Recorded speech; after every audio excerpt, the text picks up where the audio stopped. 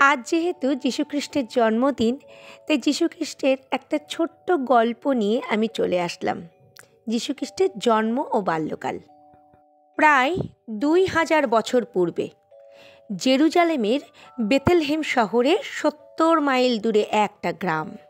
সেই গ্রামের নাম নাজারেথ। সেখানে এক কুমারী মাতার গর্ভে 25শে ডিসেম্বর যীশুখ্রিস্ট জন্মগ্রহণ করেন। তার মায়ের নাম মেরি আর বাবার নাম জোসেফ। একদা মেরি রাত্রে ঘুমাচ্ছিলেন।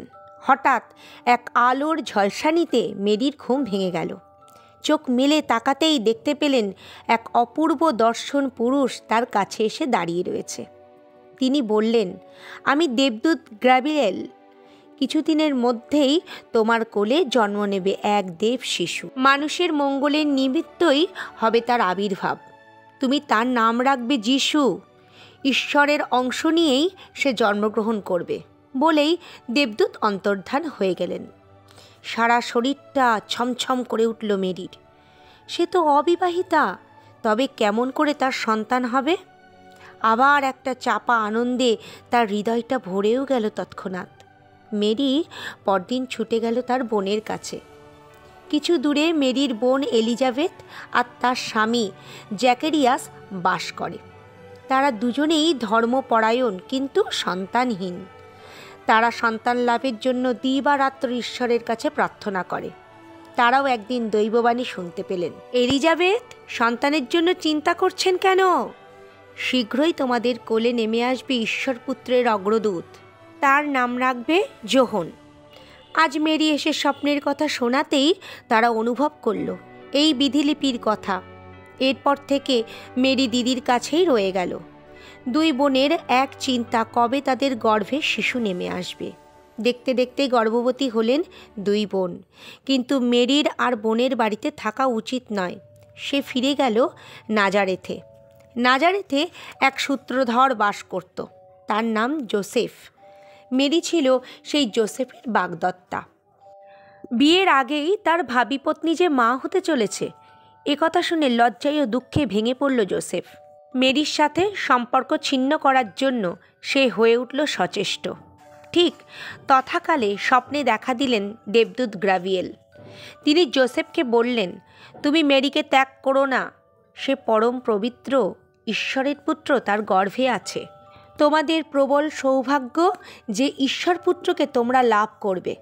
অগত্যা মেরিকে বিবাহ করে স্ত্রী হিসাবে স্বীকার করে নিল জোসেফ। অতিবাহিত হলো কয়েক মাস। রোমের সম্রাট অগাস্টাস সিজার সেই সময় আদেশ জারি করলেন, তার রাজ্যের সর্বত্র লোক গণনা করা হবে। দেশের সমস্ত নারী পুরুষকে নিজ নিজ শহরে গিয়ে সরকারি খাতায় নাম লেখাতে হবে। কোনো উপায় নেই।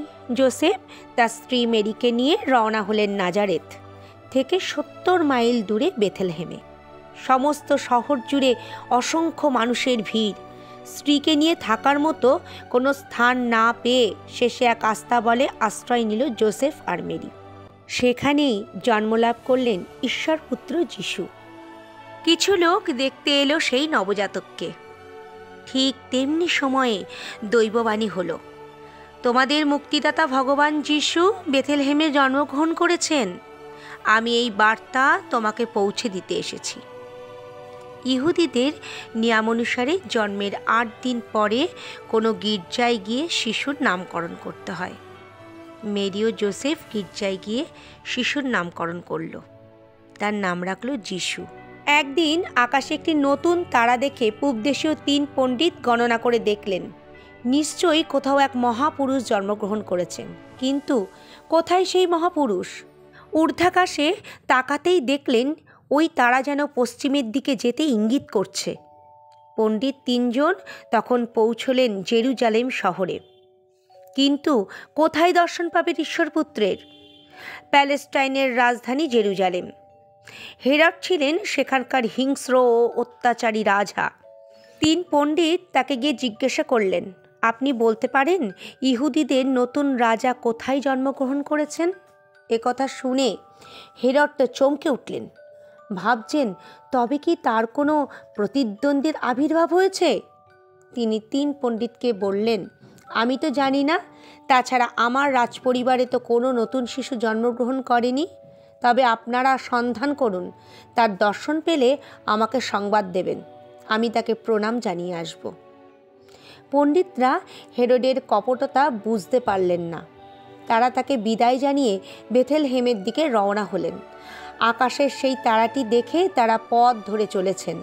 তারাটি যেন তাদের পথ দেখিয়ে নিয়ে চলেছে। হঠাৎ এক স্থানে এসে তারাটি যিশুর কুটিরের সামনে স্থির হয়ে গেল। তিন পণ্ডিত দেখলেন একটি কুটির, অনুমান করলেন এই কুটিরেই আছে সেই ঈশ্বরপুত্র।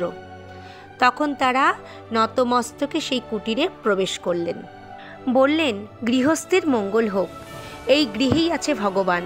বলেই এক অখণ্ড জ্যোতিতে ঝলমল মেরির কোলে শায়িত শিশুপুত্রকে দেখে তারা প্রণাম করলেন এবং নানান উপহার দিয়ে অভিষেক করলেন শিশুকে।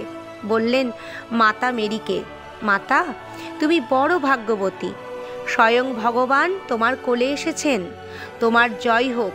বলেই তারা বিদায় নিলেন। পথে আস্তে আস্তে ভাবছেন হেরোডের কাছে যাবেন কিনা।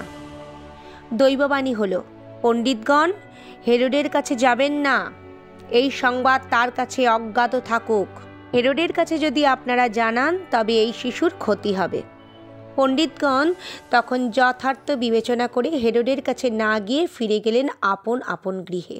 কয়েকদিন অপেক্ষা করার পর পণ্ডিতদের প্রত্যাগমনের কোনো সম্ভাবনা না দেখে হেরোড ভাবলেন, ওরা নিশ্চয়ই শিশুর সাক্ষাৎ পেয়ে আমাকে সেই খবর না দিয়ে চলে গেছেন। মনে মনে অতি ভয় পেলেন এবং সেনাপতিকে ডেকে নির্দেশ দিলেন, তুমি তোমার সেনাবাহিনী আর গুপ্তচরদের বেথলেহেমের সর্বত্র ছড়িয়ে দাও। নগরের প্রতি বাড়িতে বাড়িতে গিয়ে দেখো কোথায় ঈশ্বরপুত্র জন্মগ্রহণ করেছেন। আর ঈশ্বরপুত্রের সন্ধান না পেলে যে গৃহেই নাবালক শিশু দেখবে তাকেই হত্যা করে ফেলবে।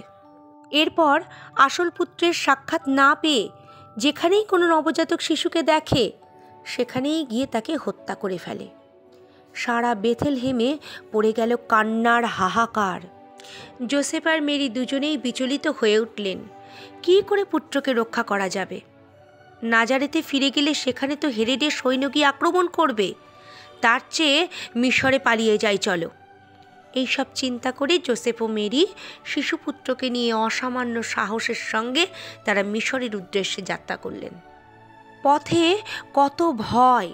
সেই ভয়ের মধ্যেই কখনো গুহার মধ্যে, কখনো কোনো ভগ্ন পোড়ো আস্তানায় রাত্রি যাপন করে।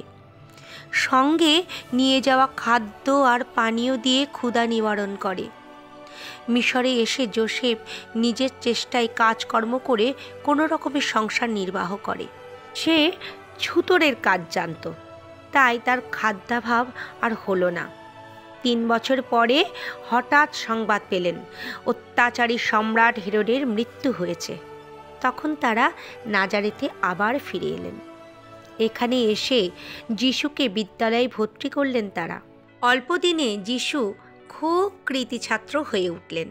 এর মধ্যে মেরির আরও 4টি পুত্র আর 1 কন্যার জন্ম হয়। 12 বছর বয়স হল যিশুর। জেরুজালেম ইহুদিদের পরম পবিত্র স্থান। তীর্থক্ষেত্র একদা যিশুর অনুরোধে তাকে নিয়ে তার মা বাবা ওই তীর্থক্ষেত্রে হলেন উপস্থিত। তখন এপ্রিল মাস। জেরুজালেমে সেদিন ছিল স্বাধীনতা দিবস, তাই ওই দিন ওইখানে উৎসবের আয়োজন করা হয়েছিল। 12 বছর বয়সের ছেলে মেয়ে ছাড়া তার চেয়ে ছোট কাউকে নিয়ে যাওয়া যাবে না। তাই যিশু 12 বছর পূর্ণ হতেই সেখানে যাওয়ার জন্য উদ্গ্রীব হয়ে উঠেছিল। চারিদিকে শুধুই মানুষের ভিড়।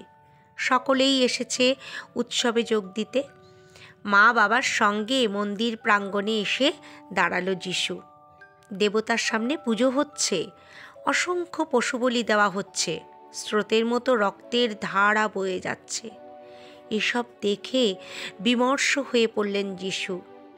একটি প্রাণের বলি দিয়ে কি অন্য প্রাণের মঙ্গল প্রার্থনা করা যায়? মন্দির প্রাঙ্গণ থেকে সরে গেলেন যিশু। অন্যদিকে বসেছে ধর্মসভা। সেখানে এসে দাঁড়ালেন যিশু। একটু উঁচু বেদিতে বসে আছে ইহুদি পুরোহিতের দল। তারা প্রতি মুহূর্তে শুধু নিয়ম আর নিষেধের বেড়াজাল তৈরি করছে। এই অনুশাসন যিশুর একদম ভালো লাগলো না। উৎসব শেষ হবার পর একদিন মন্দির প্রাঙ্গণে ধ্যানমগ্ন হয়ে বসে পড়লেন যিশু। যিশুর ছোটোবেলাকার গল্প তোমাদের কেমন লাগলো? আশা করছি খুবই ভালো লাগবে শুনতে। এর পরের পার্টটা পরের ভিডিওতে তোমাদের সঙ্গে শেয়ার করব। আমার এই গল্প আর এই টুকটাক ভিডিও তোমাদের যদি ভালো লেগে থাকে তাহলে অবশ্যই কমেন্ট করো, শেয়ার করো, আর কি কি গল্প শুনবে সেটাও জানিও। আমি তোমাদের সঙ্গে সেই গল্পগুলোও নিয়ে আসবো। আর যারা এখনও পর্যন্ত সাবস্ক্রাইব করোনি অবশ্যই সাবস্ক্রাইব করে দিও।